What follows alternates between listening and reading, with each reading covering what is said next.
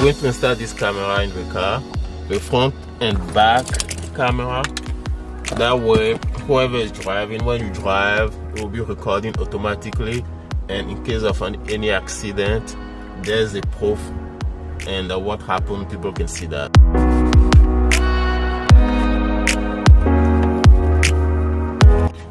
It's looking good. Now we're gonna check on the screen and see how it is looking in the back.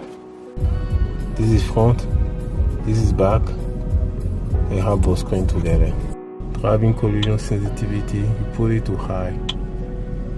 Parking detection turning on.